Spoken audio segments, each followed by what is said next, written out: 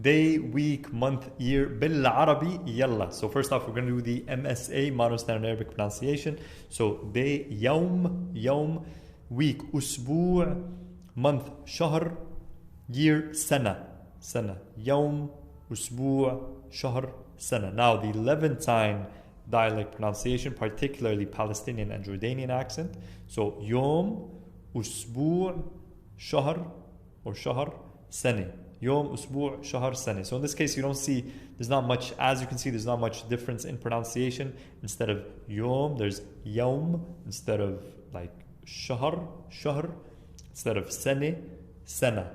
Not a lot of difference. If you're brand new to Arabic and are confused as to what kind of Arabic to learn, what is MSA, what kind of dialect you should be looking at or learning, check out the free mini course.